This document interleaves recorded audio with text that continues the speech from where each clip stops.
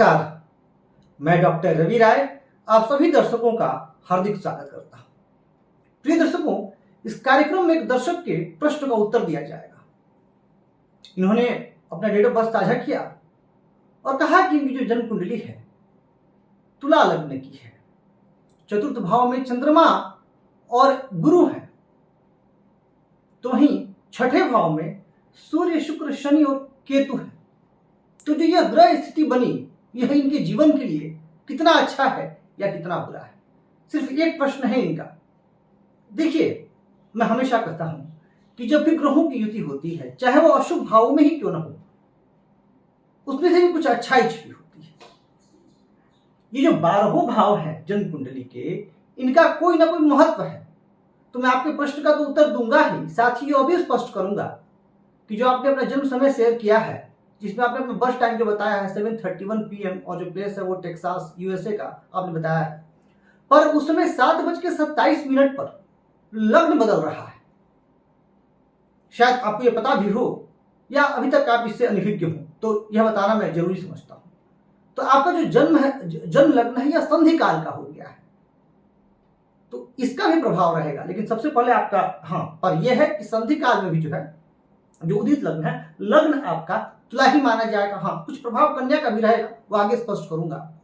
तो सबसे पहले समझते हैं कि चंद्रमा और गुरु, इसके बाद आपके दूसरे प्रश्न पर आ जाऊंगा।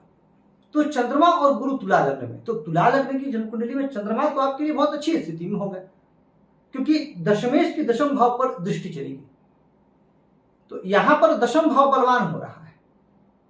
लेकिन गुरु नीच के हो गए। अब गुरु नीच के हो गए तो गुरु स्वामी तीसरे के बनते हैं और छठे भाव के बनते हैं। तो पराक्रम, भाई बहनों से संबंध, और छठा भाव रूप, ऋण, शत्रु भाव। अब यहां पर आपको अपने जीवन में आगे बढ़ने में कुछ परेशानी, कुछ कठिनाई उत्पन्न होगी, साथ ही साथ कुछ शारीरिक कष्ट, रोग इत्यादि से भी परेशान रहेंगे। अब यहां पर देखना यह जरूरी हो जाएगा कि गुरु का नीच भंग हुआ है कि नहीं हुआ है।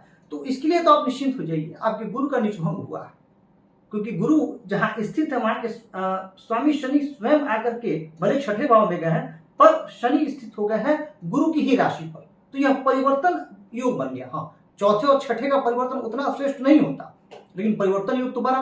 तो परिवर्तन योग बना तो गुरु का निचभंग हुआ। दूसरा, D9 कुंडली में आपके गुरु उच्च के हैं, तो दो तरीकों से गुरु का यहाँ निचभंग हो रहा है। तो गुरु भी आपको अपने जीवन, अपनी महादशा में अच्छा फल प्रदान करेंगे। आपको आपका जो स्वभाव है वह कहीं ना कहीं अध्यात्म से भी आप जुड़िएगा, ज्योतिष इत्यादि में भी आपकी रुचि रहेगी। ये एक अच्छी स्थिति बनी गुरु का निचभंग।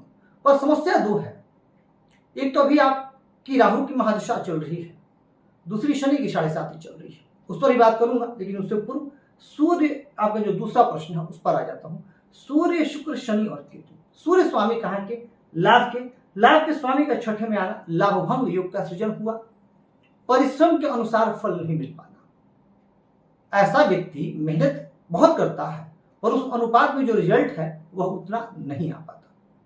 पर अच्छी बात आपके साथ है कि लाभ भाव में मंगल बलवान होकर के बैठे हुए हैं। धनेश है, धन का लाभ से संबंध बना, और मंगल की दृष्टि धन भाव पर चलेगी, जो कि उनकी अपनी ही राशि है। इस वजह से धन की कमी आपके जीवन में नहीं रहेगी, परंतु फिर भी कुछ समस्या आएंगे। कर्ज लेने में या कर्ज देने में आपको विशेष सावधानी बरतनी चाहिए।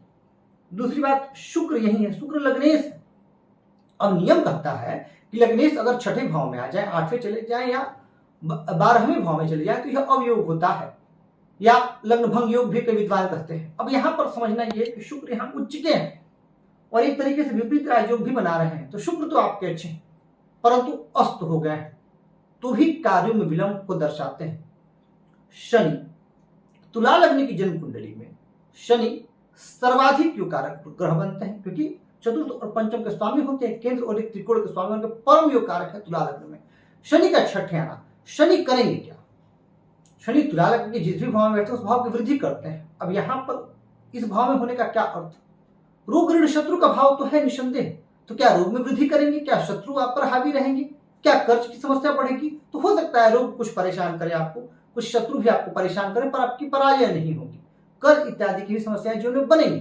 परंतु दूसरा पहलू यह है कि यह उपचय भाव भी है, छठा भाव, और छठे भाव में शनि बहुत बलवान होते हैं। तो यहां पर शनि स्थित होकर के आपको हमेशा अपने विरोधियों पर हावी रखेंगे। और दशम से नवम बनने की वजह से देर सवेर, शनि थोड़ा विलंब कराएंगे आपको सफलता मिलने में, पर देर सवेर आपको अपने कार्यों में सफलता देंगे ही। सूर्य शनि की यह युति छठे भाव में पिता पुत्र के संबंधों के लिए ठीक नहीं है। हालांकि आपकी चंद्रमा की दृष्टि दशम भाव पर जा रही है, तो सिर्फ एक चीज को देखकर हम जज नहीं कर सकते। चंद्रमा को देख करके स्थिति वहां पर अनुकूल है, फिर भी पिताजी के जीवन में कुछ संघर्ष की स्थिति बन सकती है।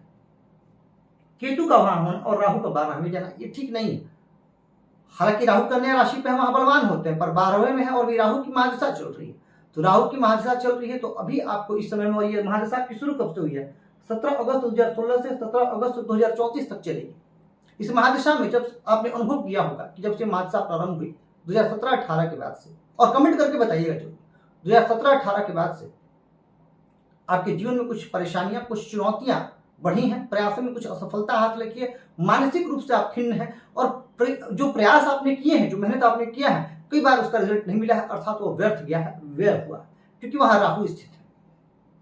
तो ये युति जो है सूर्य शुक्र शनि की, वस्तुतः देखी जाए तो लाभेश, चतुर्थेश, पंचमेश, लग्नेश, अगर भाव वाइज देखा जाए तो ये युति अच्छी है, पर छठे भाव में चले गए हैं। तो ये छठे भाव में जाना यह जीवन में संघर्षों को दर्शाता है। जन्म कुंडली में विपरीत राजयोग भी है, निजभंग राजयोग भी है, तो संघर्ष तो अवश्य आएगा जीवन में, परिस्थितियां प्रतिकूल भी आएंगी। ये ग्रह स्थिति देगी आपको प्रतिकूल परिस्थिति, लेकिन इसके बाद आप तरक्की भी काफी करिएगा। अच्छा, दूसरी बात बता दूं आपको, अभी आपके राहु में बुध की अंतर्दशा 30 जुलाई 2024 से शुरू हुई है, जो कि 17 फरवरी 2024 तक 27 तक चलेगी। 17 फरवरी 2027 तक चलेगी, 24 में शुरू हुई है। ये अंतर्दशा फिर भी आपके लिए कुछ अनुकूल रहेगी, क्योंकि बुध आपके लिए भाग्येश है। हाँ, अब मन में प्रश्न आएगा कि गुरु की महादशा आपके लिए कैसी रहेगी? ये आपने नहीं पूछा, पर बता देता हूं। तो देखिए, तुला लग्न में गुरु को अकारक कहा जाता है, तीसरे और छठे के स्वामी होते हैं, पर ये भाव उपचय भाव भी है। तो उपचय भाव होने की वजह से गुरु की महादशा आपके लिए अच्छी जाएगी। गुरु महादशा के प्रारंभिक जो 8 वर्ष है, उसमें आप काफी मान सम्मान अर्जित करिएगा और धन भी कमाइएगा, ये आप लिख लीजिए। हाँ, अब संधि काल का जन्म होने की वजह से कुछ प्रभाव कन्या लग्न का भी रहेगा। तो कन्या लग्न होगा तो राहु लग्न में आएंगे। अनुभव कीजिएगा आपकी राहु की महादशा जो चल रही है, इसमें आपके डिसीजंस जो है बड़े गलत हो रहे हैं, और डिसीजंस आप सही नहीं ले पा रहे हैं। मन में कंफ्यूजन की स्थिति है, मन में संशय की स्थिति है। तो इसका उपाय आपको करना चाहिए राहु महादशा का। और 7.5 तो अंतिम फेज में फिर भी मैं कहूंगा कि राहु शनि, इनका उपाय आपको अवश्य करना चाहिए। तो प्रिय दर्शकों, ये हमने जाना हमारे दर्शक इनका प्रश्न, इन्होंने पूछा कि इनके लिए ग्रह स्थिति कैसी है। मैंने बताया कि संघर्ष है, परंतु संघर्ष के बाद सफलता। यदि आपके मन में भी कोई प्रश्न है तो बिना झिझक के आप पूछिएगा। और हाँ, एक चीज आप लोगों से जरूर कहना चाहूंगा, आप सभी मेरे परिवार के लोग हैं, कि जिसके भी प्रश्नों का मैं उत्तर दूं, आप कम से कम एक कमेंट जरूर कर दीजिएगा, ताकि मुझे इससे यह पता चल जाए कि आप लोगों ने जो है वो वीडियो देख लिया है, ताकि जो मेरा प्रयास है, जो मैं आप तक पहुंचाना चाहता हूं, वह आप तक पहुंच गया, इसकी सूचना मुझे मिल जाएगी तो मुझे भी संतुष्टि रहेगी।